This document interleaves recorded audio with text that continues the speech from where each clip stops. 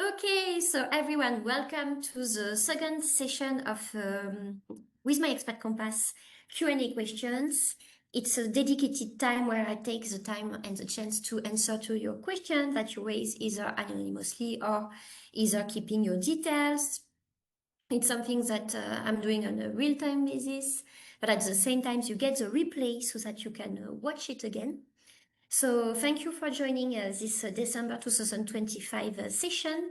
There will be another session organized in the next 3 months because I plan to organize With My Expat Compass Q&A once per quarter. And today we got some very interesting questions and we are going to address, and I hope that it will be bringing you a lot of added value.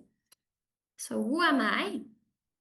Very important point because you get so many influencers, so many coach online, and sometimes it's very difficult to know and to be sure that I am the right person to advise you. So basically, I am the founder of With My Expat Compass, but most importantly, I am holding almost 15 years of experience in international HR and global mobility. And I was myself 5 years an expat in India, in Pune and in Mumbai. And since I am back in France, I'm an advisor in international HR and global mobility, management of expats, contracts, compensation, to different organizations, to various industries because I'm a freelancer.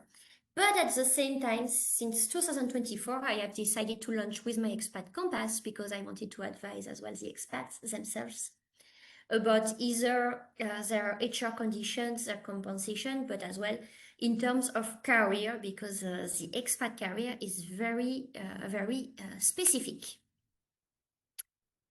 So let's move to the next slide. What you need to know is that every single day almost I publish on LinkedIn, but as well I'm very active on Instagram. And once a month there, I hold the question compass where basically you can use the question box to raise your question anonymously. And I will be very happy to answer it. So I'm doing this on a monthly basis. Usually I select up to 5 questions per month to answer.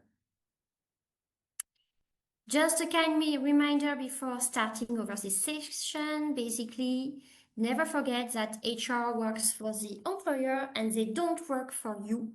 So that's why some of your questions may stay unanswered. And that's why, as well, I decided to create With My Expat Compass. I want to help you for once to get your question answered. And this coming from a real HR. So I'm giving you the best advice as I can, but not only about that, I'm trying to help you to forecast and anticipate the way you can communicate and you can manage your particular situation with your HR. So let's start with the first question of today, a very interesting one. This question was raised, I think, by someone in French, so I will answer first in French, but then I will address it as well in English. So in French, it's comment est-on imposé lorsqu'on travaille à l'étranger? Comment le savoir à l'avance? Par qui et combien afin de négocier son contrat? Alors, l'imposition quand on travaille à l'étranger, il y a une chose qu'il faut ne jamais oublier. C'est un principe assez fondamental en termes de droit. C'est le principe de territorialité. Par défaut, vous devez considérer que si vous êtes physiquement sur un territoire, vous êtes presque quasiment automatiquement résident fiscal de ce pays, surtout si vous y êtes implémenté de manière permanente, que vous avez votre famille avec vous, que vous avez vos enfants, que vous avez un logement, etc. Après, il y a bien sûr des situations particulières avec des durées, par exemple, de séjour qui peuvent être un peu courtes, le maintien d'une résidence dans son pays d'origine, des situations où aussi on peut avoir ce qu'on appelle la double résidence fiscale. Parce que n'oublions pas, les États ont toujours intérêt à ce que vous restiez résident fiscal de leur pays pour essayer de obtenir de l'impôt sur vos revenus. Il y a certains mécanismes qui permettent d'éviter la double imposition, ça s'appelle et ça se joue par le biais d'accords bilatéraux d'imposition, mais ces accords n'existent pas forcément, on va dire, de manière automatique entre chaque pays. C'est vraiment deux pays qui décident de se mettre d'accord et, on va dire, de s'assurer qu'il n'y ait pas de double imposition pour les personnes physiques, mais également pour les personnes morales. Et souvent, les conditions varient en fonction du contenu de ces conventions fiscales.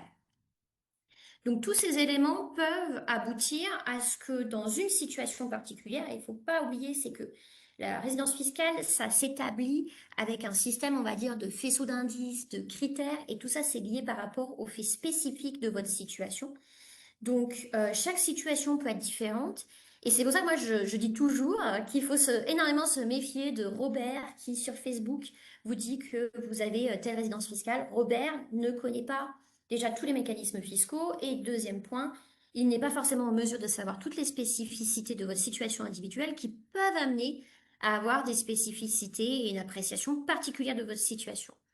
Donc, sur ce point-là, j'ai un énorme point de vigilance à vous dire, c'est-à-dire que il faut jamais, euh, à part des situations extrêmement simples, mais en général, il faut toujours se faire accompagner. La résidence fiscale aussi, des fois, ça peut jouer en fonction de certains éléments de fait. Dans certains pays, ça peut même jouer, on va dire, à 2 ou 3 jours de présence près. Donc, au final, c'est quelque chose aussi parfois qui peut être un peu difficile à anticiper en amont, avant le départ en expatriation. Donc, il y a des avocats qui sont spécialisés par rapport à ça et qui peuvent vous conseiller.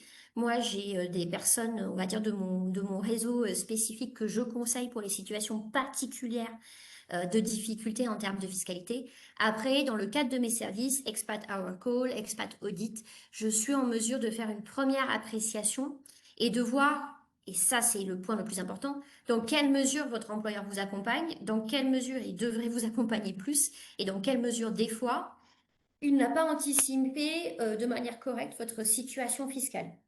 Et j'ai eu un cas un petit peu récent par le biais d'un expat hour call où au final la personne est revenue vers moi. On a fait une appréciation ensemble par le biais d'un expat hour call et j'ai découvert qu'il y avait quasiment 35 000 euros d'impôts sous-estimés par son employeur et qui au final allaient revenir à la charge du salarié. Donc on a pu prendre action, on a pu faire modifier les choses par l'employeur parce que l'objectif ce n'était pas non plus que ce salarié se retrouve avec 35 000 euros d'impôts à payer de sa poche. Donc voilà. Comment le savoir à l'avance? C'est toujours un peu difficile. On peut toujours faire des projections, bien sûr, mais les projections, elles sont faites par rapport à une image d'une situation à un moment donné, par rapport à des faits. Et ce qu'il faut toujours faire attention, c'est qu'au final, suite à l'arrivée dans le pays, il peut y avoir un changement de fait significatif et ce changement peut impliquer on va dire, enfin, une modification significative potentielle de votre résidence fiscale.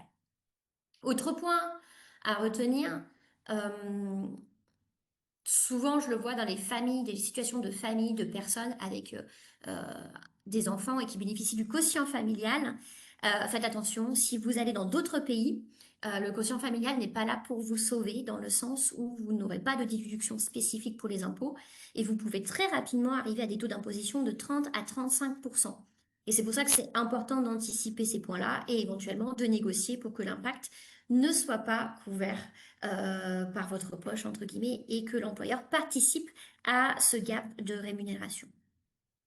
So now let's address this question quickly in English. How are you taxed when working abroad and how can you know in advance by whom and how much so you can negotiate your contract effectively? Basically, you need to keep in mind the key principles, the key law principle in the sense that where you are based, normally we can assume that you need to pay personal income tax, including on your revenues. You get some specific exceptions that are defined depending on the duration of your stay, who is bearing the cost of your salary, and as well in case of a tax treaty agreement. So these are very specific situations, and we need to check your eligibility in terms of requirement to benefit from this favorable status. But by default, we should always assume I am based in this country, my house is there. It's likely to be the case for me to pay income tax in this country. And that's why I always give a very important red flag to people. Never get random advice from internet. Everything is defined depending on the very specific criteria. Everything depends on your individual situation and facts. So never trust a random stranger in internet advising you about how to calculate and to define if you need to remit income tax. How can you know in advance by whom and how much so you can negotiate your contract effectively? For me, through my services, Expat Oracle and Expat Audit, I'm doing a first forecast and tax, let's say, anticipation assessment through the negotiation. But it's always important if your situation is very complex to get this reviewed and confirmed by a tax advisor. On my side, I rely on some tax advisor I've been working with for many years.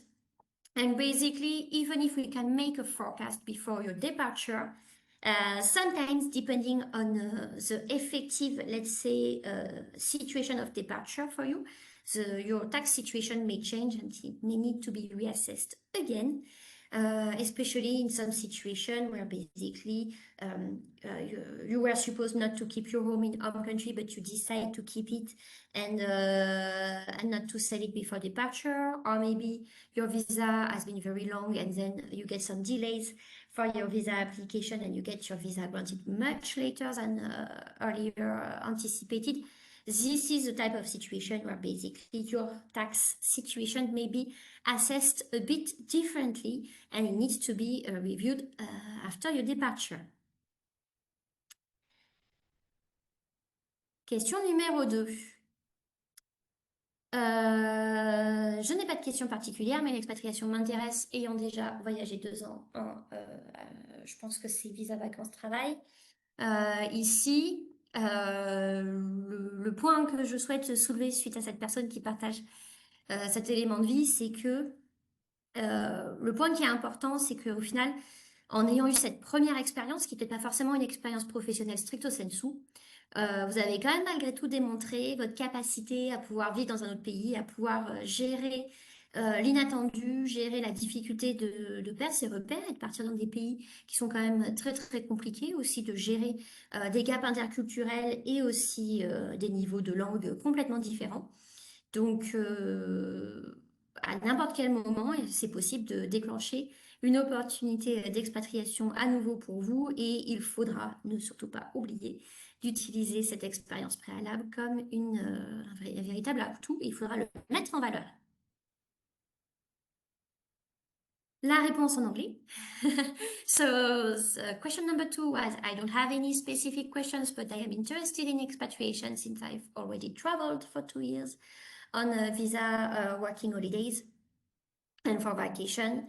Here, basically, for me, it's already a very good first step to alight into your profile if someday you want to create an opportunity to become an expat. And basically, this is a typical situation where we can alight that you have taken you have been proactive in living abroad.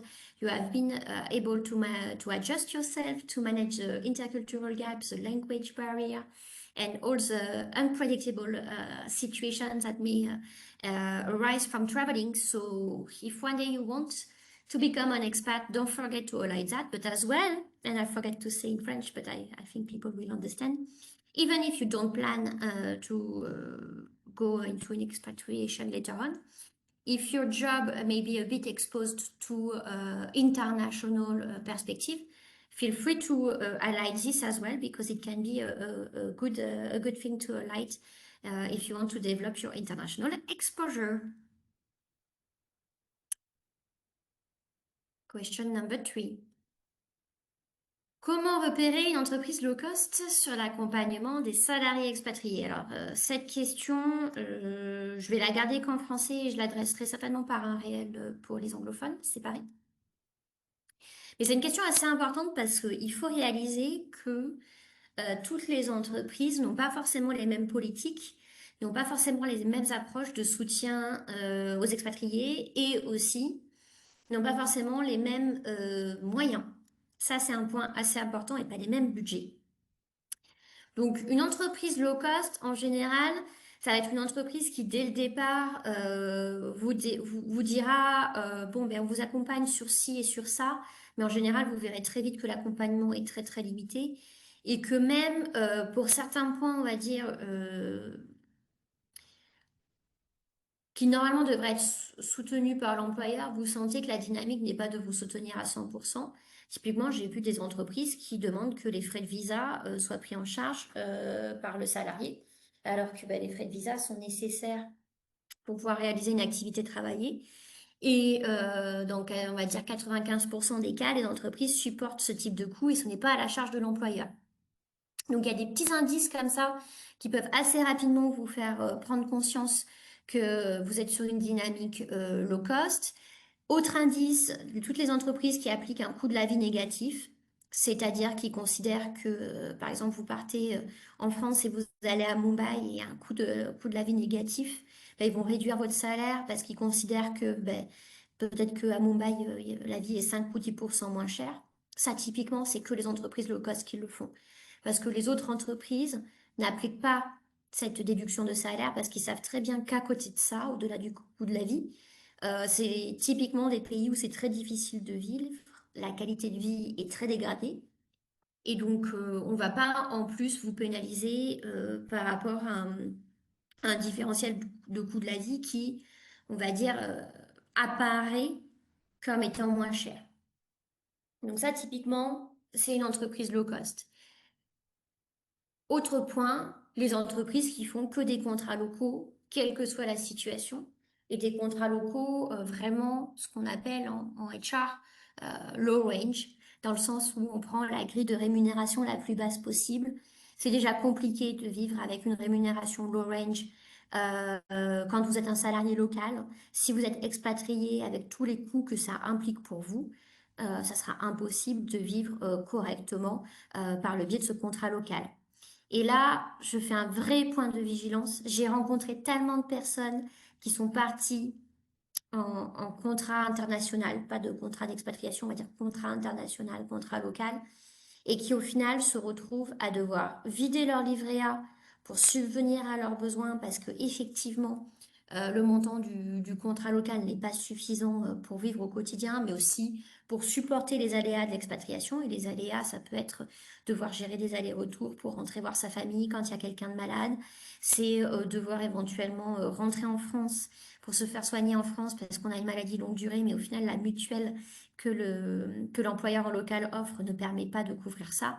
Vous avez beaucoup d'aléas à couvrir. Et si vous prenez uniquement un contrat local, peut-être que vous n'aurez pas le buffer et le coussin de sécurité financier qui vous permettra d'adresser ce type de situation. Après, en toute bienveillance, moi j'ai été dans cette situation. Je suis partie d'abord 2 ans en VIE et après j'ai été en contrat local. On va dire avec une rémunération intermédiaire. Je n'étais pas non plus avec une rémunération indienne, mais j'étais pas avec une rémunération non plus d'expatrié ou une rémunération faramineuse. Moi, personnellement, je l'ai fait parce que je me suis dit que ces 2 années supplémentaires en expatriation en Inde allaient m'apporter, on va dire, une activité que je pourrais revendre après. Et donc, j'ai fait le choix conscient de prendre cette rémunération très très basse et de me dire que les aléas, je les gérerais avec un livret A, avec mon livret A, sachant que j'avais quand même un livret A à la base et que celui-ci a quand même été pas mal impacté par ces 2 années en Inde. Il n'y a pas de problème, ça c'est un choix conscient que j'ai fait, c'est un investissement sur moi-même. Moi, c'est ce que j'aime appeler un MBA de la vie. Il n'y a pas de souci. Par contre, je vois trop de personnes qui acceptent un contrat local sans réaliser qu'elles vont être dans cette situation-là. Et c'est aussi ce pourquoi j'ai fait mes services Expat Audit, Expat Hour Call. Je veux aider les personnes à vraiment apprécier la qualité et la mesure de leur offre pour qu'elles partent dans des conditions où elles réalisent vraiment ce que cela va signifier pour elles, financièrement parlant. Et des fois, en fait, avec un contrat local, il suffit de négocier un ou deux, on va dire, avantages additionnels qui sont pas forcément financiers, des fois ça peut être des avantages en nature, et votre situation peut être significativement améliorée dans le sens de la gestion des aléas de la vie. Donc par rapport à ça, voilà mon retour sur les expériences low cost, sachant qu'il ne faut pas oublier que le fait on voit de plus en plus des offres de contrat local plus que des offres d'expatriation stricto sensu, c'est en soi un élément concret du phénomène de rendre l'expatriation un petit peu low cost. Ça marche pour des pays comme les États-Unis ou Singapour, où vous avez des niveaux de rémunération assez élevés et avoir un salaire local est déjà pas mal, on va dire. Ça marche beaucoup moins si on vous offre une offre enfin une offre de contrat local, excusez-moi, au Sénégal, en Inde ou au Vietnam. Donc il faut faire attention.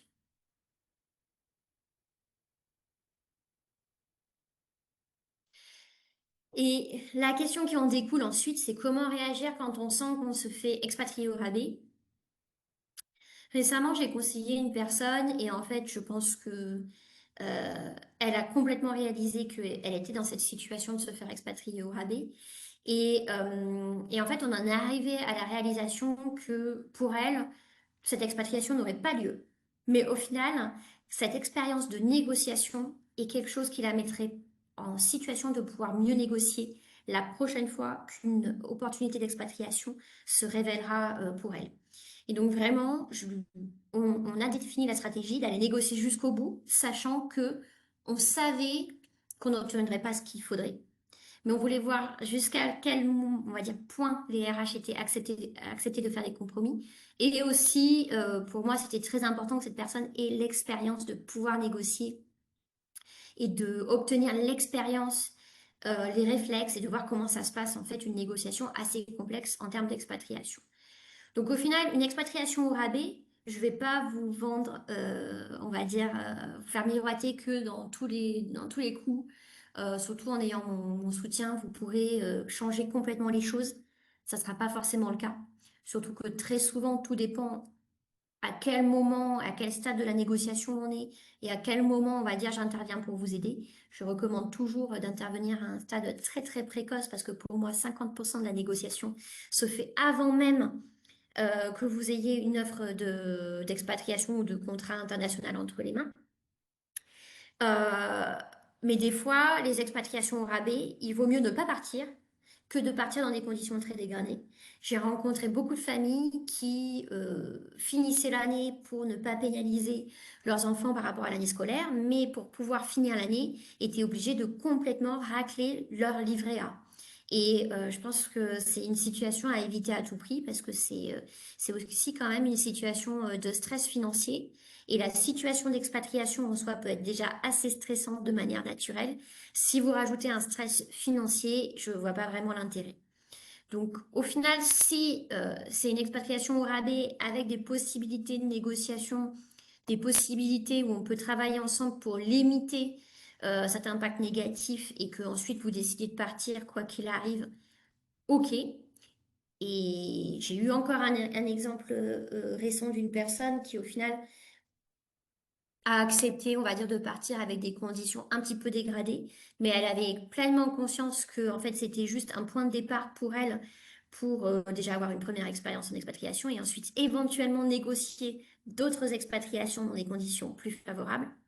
Et après, il y a la situation où quand c'est vraiment au rabais, moi, je ne recommande pas de je vais avoir un terme hyper dur, mais je ne recommande pas de se prostituer, en fait. On n'est pas là pour se prostituer. Encore plus quand on est en expatriation, c'est déjà trop compliqué. Et le stress financier peut être quand même trop significatif, en particulier si vous avez une famille. Il faut juste prendre l'expérience et le processus comme quelque chose qui peut vous apporter quelque chose pour éventuellement vous aider à être meilleur lors de la prochaine opportunité d'expatriation que vous pourriez avoir. Donc la question version anglaise, j'y répondrai également par le biais d'un réel spécifique parce que, comme vous avez pu le voir, j'ai beaucoup parlé sur ce sujet, on va dire. Donc on va bouger à la dernière question qui était par rapport au retour et en particulier au retour France. Donc c'est pour ça aussi je vais faire pareil. Là je vais répondre en français aujourd'hui, mais je ferai un réel spécifique plus pour la population anglophone parce que je pense que les problématiques sont pas les mêmes. En France, pour son retour professionnel, ce qu'il faut avoir conscience, c'est que les recruteurs français, leur scope d'appréciation est très spécifique dans le sens où ils veulent, de manière quasi absolue, avoir un fit entre le poste proposé et vos diplômes. Et en fait, même si vous avez eu une super expérience à l'étranger, si votre diplôme initial, entre guillemets, ne coche pas les cases pour vous permettre d'être éligible et d'être reconnu par les recruteurs comme quelqu'un, comme un vrai potentiel pour cette position, vous aurez très très peu de chance. Et c'est pour ça que, il faut faire un travail préalable pour identifier quel est votre poste de retour que vous souhaitez cibler et voir quels sont les éventuels gaps en termes de diplôme, de certification et définir qu'est-ce que vous pouvez faire pour combler ces gaps et effectivement aussi faire un travail au global sur votre profil pour mettre en avant toute l'expérience que vous avez obtenue à l'étranger. D'autant plus que ça, c'est le deuxième point. Les recruteurs français ont toujours du mal à reconnaître la valeur ajoutée d'une expérience à l'étranger et c'est dommage d'ailleurs parce que ça apporte beaucoup de valeur. Mais aussi, il faut toujours garder en tête que le fait que vous ayez été exposé à un pays, ça peut vous permettre éventuellement d'avoir des opportunités sur ce pays de manière un petit peu spécifique. Là, récemment, j'ai accompagné une personne qui est en finance aux États-Unis et dans le cadre du processus qu'on a enclenché ensemble pour préparer son retour, on a vraiment ciblé sur des postes en finance dans des boîtes pour lesquelles sa connaissance de l'aspect compliance, comptable, finance américain est un avantage et pour lequel, en fait, elle aurait toutes ses chances de pouvoir conseiller et accompagner une entreprise française qui pourrait se déployer ou qui est déjà exposée aux États-Unis. Donc, des fois, il faut être assez smart et prendre l'initiative de définir quels sont vos atouts, avec quoi vous rentrez et essayer de voir en quoi ça peut répondre à des besoins pour des entreprises françaises. Donc tout ça, ça réclame du temps parce qu'il faut effectivement des fois mettre en place des actions, vous inscrire pour des validations des acquis de l'expérience si c'est nécessaire, obtenir des certifications. Et c'est pour ça qu'on recommande toujours, le, même 24 mois avant, ça peut aussi se préparer, surtout si vous passez des certifications on va dire, assez difficile à obtenir et qui demande de l'effort. Mais sinon, par défaut, je recommanderais plutôt pour 12 mois en termes d'anticipation.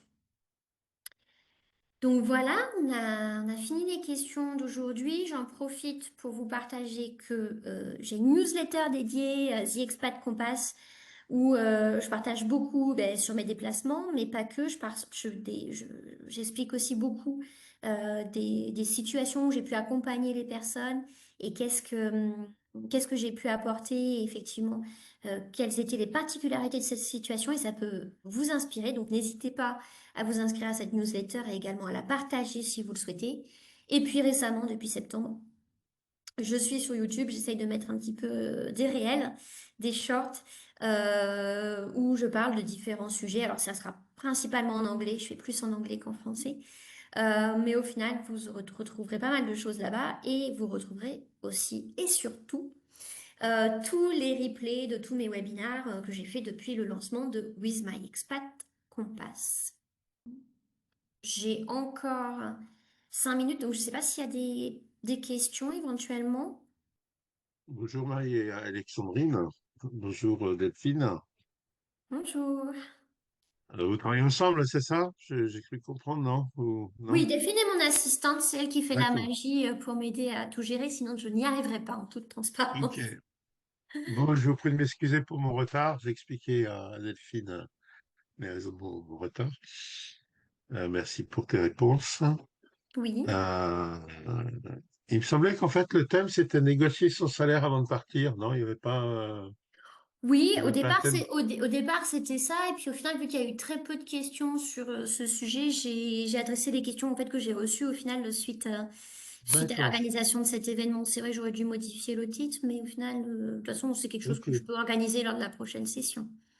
Oui, oui. Bah, en plus, on n'est pas nombreux là. Hein. Je sais pas si c'est les horaires en journée, peut-être ça convient pas. Ouais, je pense que l'horaire a pas forcément plu. Puis moi, c'est Mm. vrai que c'était un peu le seul que j'avais, tu sais, avec des disponibilités un petit peu limitées. J'étais assez prise sur des grosses missions pour des clients. Donc, mais je voulais faire une dernière session avant la fin de l'année parce qu'en plus, il y avait quand même des sujets assez intéressants à aborder. Et puis les mois prochains s'annoncent assez chargés pour moi. Donc, je voulais malgré tout maintenir la session. Mais si tu as une question spécifique sur la négociation avant départ, n'hésite pas. J'ai quelques minutes pour y répondre. Non, non, je pensais que tu allais présenter la problématique. Moi, pour l'instant, Non, je suis par contre, pas. ce que tu peux voir déjà et qui peut t'orienter, c'est, tu sais, j'ai un document qui parle des critères considérés par les RH pour les négociations des offres d'expat. Je sais pas si tu as eu accès au document, si tu l'as vu dans mes ressources, mais il est en accès libre et gratuit. Et en fait, ça te permet déjà Mhm. d'avoir l'approche en fait que prennent les RH pour définir une offre. Et ça, c'est quand même assez important au-delà des chiffres. Et ça te permettra en fait d'identifier quels sont tes leviers de négociation. Euh, et après, oui, je vais le mettre dans ma to-do list là. Tu vois, j'ai le bon doc pour le faire. De faire sur la prochaine session, une session, effectivement, ce qui avait été prévu au départ, négocier avant le départ. D'accord. Ok. Tiens, par contre, j'ai perdu la vidéo là. Où je suis. Bon, bah, j'ai eu un lien, hein. Je pense que c'est ça, les 5 critères cruciaux. Ouais, d'accord. Sinon, Delphine, Euh, ouais, Delphine te l'a envoyé, là, les 5 critères expat. Tu peux d'accord. regarder le document et en fait, ce document, il y a une des personnes, tu vois, chez qui j'ai fait un expat hour call récemment.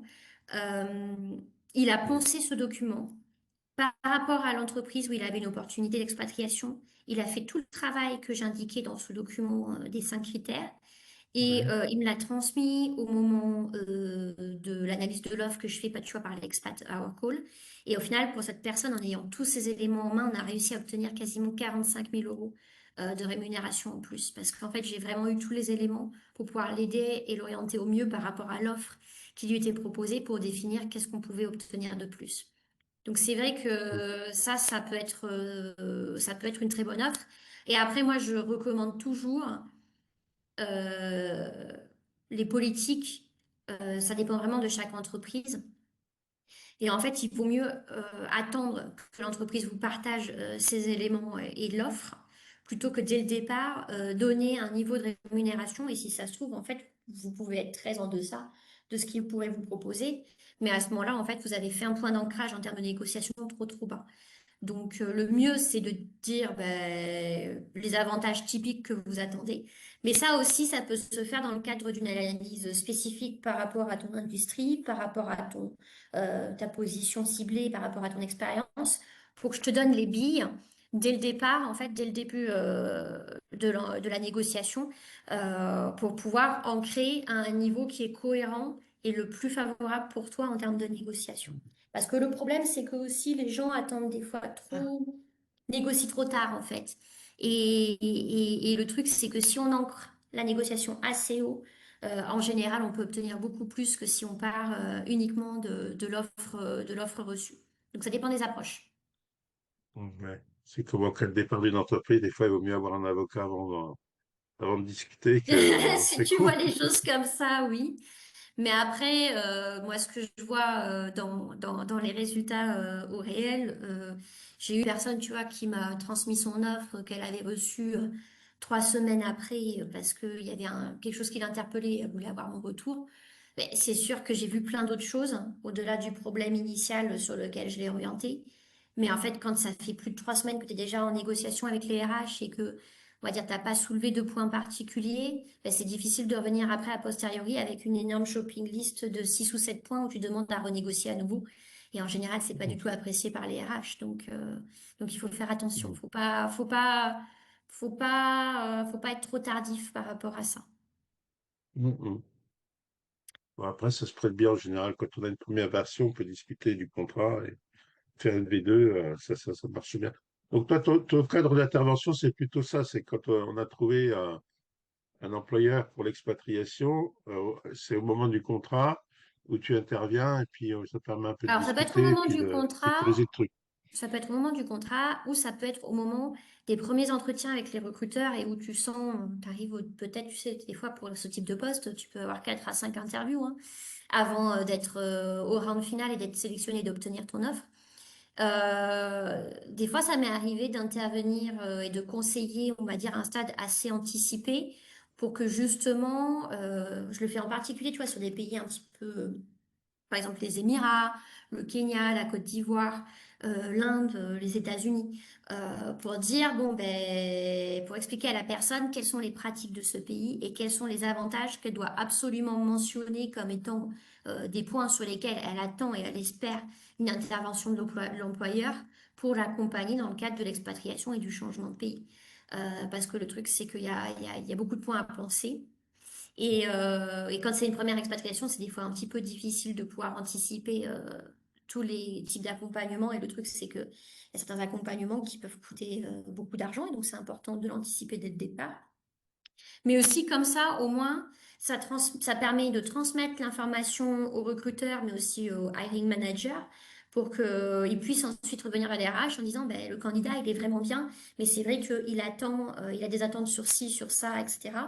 Et en fait, en général, les RH essayent de travailler sur ces points-là. Et ça, c'est encore plus valable si tu cibles des entreprises PME, PMI, parce que les entreprises CAC 40, tu sais, elles ont une très bonne idée de leur politique, elles sont structurées, elles savent ce qu'elles doivent faire. Les entreprises Mm. PME, PMI, c'est complètement différent parce que des fois, c'est la première fois qu'elles envoient une expatriation dans le pays et elles n'ont pas forcément conscience de toutes les difficultés, de tous les problèmes. Et si elles ne prévoient pas, on va dire, certaines choses, c'est pas forcément qu'elles n'ont pas envie d'accompagner le salarié stricto sensu ou même de payer. Des fois, c'est juste qu'elles n'ont pas conscience du problème et de la difficulté qui va naître Mm. liée à la localisation, à la situation Mm. particulière. Et parce que c'est un vrai métier, en fait, faire ce que je fais et gérer des expats. C'est pour ça, d'ailleurs, que la plupart d'entre nous, on fait que ça. Entre guillemets, c'est un métier d'une vie, tu vois. N'importe quel RH ne peut pas devenir un RH qui gère des expats. Mais après, il faut être aussi Mm. pragmatique et D'accord. réaliste. Tu as certaines PME, PMI qui n'ont pas la capacité, la bande passante ou la nécessité de prendre quelqu'un à 100% comme moi pour gérer les expatriés. Donc, c'est les RH un peu classiques qui gèrent. Et des fois, il faut le dire, ils n'ont pas forcément pleinement conscience des enjeux. Mm. Mais Ok, c'est pour ça c'est que c'est clair. bien de leur rappeler les enjeux par le biais des recruteurs et Alors, moi, pas c'est vrai que j'ai. et tu vois pas en mode c'est enfin moi j'aime bien faire passer le message par les biais des recruteurs parce que c'est souvent tu sais un peu la discussion informelle, quelles sont vos attentes, etc. Et ça apparaît pas comme une demande absolue. C'est plus ça serait bien qu'on envisage ça et qu'on essaye de voir quel est l'impact de ci et de ça et comment vous pouvez m'accompagner parce que moi, c'est un point important pour moi. Et tu vois, le message, il sera pas transmis de la même manière au RH et il sera pas apprécié de la même manière et peut-être accompagné de la même manière que si c'est une demande qui arrive comme un boomerang alors que, on va dire, l'offre a été négociée et que c'est 6 mois après ou des fois 4 mois après que tu te rends compte qu'il y a un problème et tu demandes à l'employeur d'intervenir pour t'aider sur ce point-là. T'es pas dans la même approche. Mais alors, tes services, c'est plutôt les salariés ou les entreprises qui les sollicitent pour dans ce Moi, j'ai deux cadre-là? activités. Je fais Hein. du conseil aux organisations. C'est à peu près 80% de mon activité au jour d'aujourd'hui. Et après, je fais With My Expat Compass. C'est du 20% dans le sens où pour moi, je voulais avoir de l'impact positif pour aider les gens à devenir expatriés ou à être expatriés dans des bonnes conditions. Et donc, c'est pour ça que Mm. j'ai développé With My Expat Compass et le fait que je sois moi-même RH et que je fais les offres, je sais très bien quels sont les enjeux, ce qui se passe derrière, les dynamiques, les politiques, etc. Mais je ne conseille pas les expatriés de mes clients, bien sûr. J'imagine bien. Tu ne conseilles pas, excuse-moi? Les expatriés de mes clients organisationnels. Ah, ah oui, d'accord. Oui. Pour pas qu'il y Ouais, ait moi, en fait, de conflit d'intérêts, tu vois. Donc, moi, j'ai connu le système expatriation que dans l'autre sens, parce que j'ai un appartement que moi, j'ai décidé de louer qui est à Belfort, parce que je voulais aller ailleurs. Et j'ai décidé de le louer à des cadres en mobilité. Et j'ai été identifié par... alors, j'ai eu à la fois des gens de General Electric, donc ils ont un département mobility, en fait, où ils font venir... donc c'est eux qui ont tout géré, en fait. C'est vrai que c'est impressionnant. Ils sont quand même bien organisés. Puis Peugeot, c'est pareil, où c'était des Espagnols qui venaient à ce show pour... et c'est vrai que les grosses sociétés du CAC 40, enfin, peut-être pas toutes, mais en tout cas Peugeot General Electric, qui sont organisés pour la mobilité des ben, ils cadres. ont Ça, des c'est clair. volumes d'expatriés qui sont énormes. Ils gèrent des centaines, voire même des milliers d'expatriés. Donc, ils ont des process, ils ont des Ouais. politiques, ils ont des personnes avec des compétences spécifiques pour le gérer. Après, tu as des petites PME, PMI, des sous-traitants qui ont des volumes beaucoup plus limités d'expatriés. Mais pour autant, comme je te disais, le problème, c'est qu'en général, c'est géré par des RH, on va dire, un peu généralistes, qui n'ont pas forcément la bonne... voilà, qui réalisent pas forcément tous les soucis qu'il peut y avoir. Et c'est là où en fait c'est intéressant et c'est important d'avoir quelqu'un pour vous accompagner par rapport à ça. Après, j'interviens aussi sur des grosses boîtes. Et malgré tout, il y a des trous dans la raquette et des choses à obtenir qui peuvent être assez significatives. Mais après, je peux pas en dire plus et je ne vais pas nommer de société stricto sensu au jour d'aujourd'hui. C'est pas Mm, l'objet. mm. Je vais devoir y aller Bah, parce c'est que vrai. j'ai un call à Ok, 14h30, mais je très te bien. remercie Fabien. Merci. Jette un œil aux 5 critères et puis n'hésite pas à nous donner un retour Oui, sur le contenu de ce document. Ça nous fait toujours plaisir avec Delphine pour voir comment oui, pour l'instant, je l'améliorer. survole un petit peu parce que j'ai pas vraiment identifié d'entreprise et de projet à l'expatriation. J'ai une amie qui a identifié une entreprise pour moi, mais que je connais pas du tout à Madagascar. Euh, Elle me dit c'est très diplomatique, il y a plein de gens de l'international qui viennent dans cette entreprise et tout, mais je suis pas sûr que ce Ok. soit dans mon domaine et donc faut que Après, je je fasse fais des je recherches. fais des services également accompagnement carrière et aussi préparation aux entretiens. En Hmm. particulier, tu sais, si tu dois te retrouver à passer des entretiens en anglais, c'est jamais toujours simple.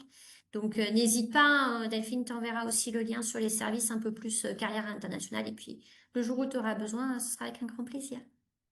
D'accord. Là, on est hors cadre Smart Expat, là, en fait. Oui, Quand on oui, passe oui. Ouais, c'est Orcat Smart Expat. Ouais. Event, ouais, c'est hors cadre Smart Expat, là. Ouais. Event, Après, si tu as encore des d'accord. crédits avec Smart Expat à Oui, utiliser, je dois en avoir on... un pour un coaching particulier, oui. Hmm. eh ben, on peut le passer par Smart Expat à ce moment-là. Oui, oui, bien sûr, oui, oui. Et D'accord. c'est moins Merci pour. cher pour toi, donc prends-le. Oui, oui, oui, j'imagine. Ok? Et je crois que c'est même gratuit parce qu'il est offert. Alors, il y a Oui. un coaching offert. Alors, donc, Mais en toute transparence, j'ai fait une grosse réduc à Smart Expat, donc ah, ils t'ont charmé, les garçons. Ouais, c'est normal, ils ont beaucoup de charme, hein. ils sont Donc, très bons pour ça. On est d'accord.